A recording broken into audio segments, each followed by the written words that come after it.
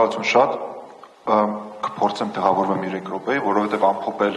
այն ինչ որ տեղի ունեցավ 1 ամսվա ընթացքում 30 օրը 3 րոպեի մեջ դժվար կլինի, բայց մենք արդեն կարող ենք անենք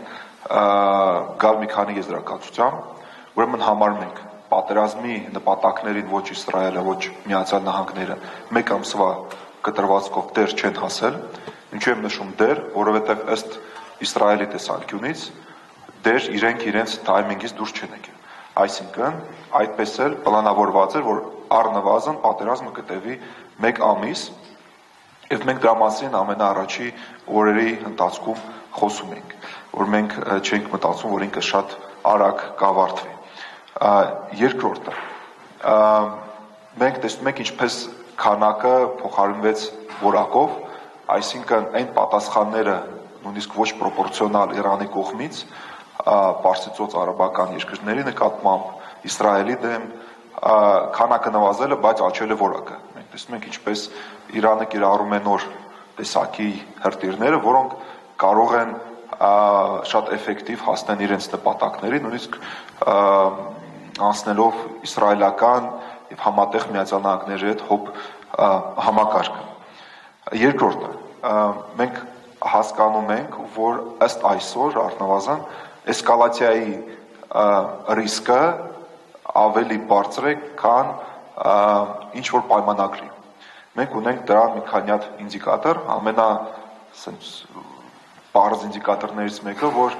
Միացյալ Նահանգները պատրաստում են ուղարկել նոր ավիակիր դեպի Պարսից եւ Իրանը պատրաստ է, ինքը ցույց է տվել համ քաղաքական կամքը, համ հնարավորությունները կիրառել իր հրթիռները եւ դրոնները ընդլայնելով համ աշխարհագրությունը, համ թիրախների տեսակները։ Խոսքը գնում է նաեւ ոչ ռազմական ենթակառուցվածքի մասին, որ անուղղակի կարող է կիրառվի Միացյալ Նահանգների կողմից կամ Իսրայելի կողմից։ Եվ այդ թիրախները ներառում են նաեւ արաբական երկրները։ Հիմա Միացյալ Նահանգները փորձում են գտնել ելք իրենց համար պատերազմից, Իրանը փորձում է թույլ չտալ Միացյալ Նահանգներին դուրս գալ պատերազմից առանց որևէ երաշխիքների, իսկ Իսրայելը փորձելու է շարունակել էսկալացնել իրավիճակը, օգտագործելով այս հնարավորությունների պատուհանը։ Եվ ընդանուր այս պատերազմի, երկրորդ պատերազմի ավարտը կամ դատարը կձևավորի Պարսից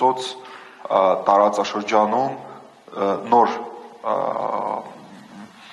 արխիտեկտուրան, որը կարող է լինի 3 տեսակի, կամ Միացյալ Նահանգների դոմինանտությամբ, կամ Իրանի դոմինանտությամբ, կամ կարող է բերի նրան, որ արաբական երկրները կձևավորեն իրենց շուրջ ինչ-որ նոր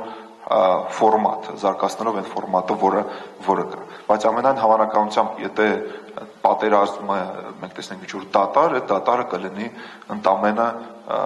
ժամանակավոր, եւ մենք կարող ենք ականատես լինենք նոր 3-րդ պատերազմի։ Շնորհակալություն։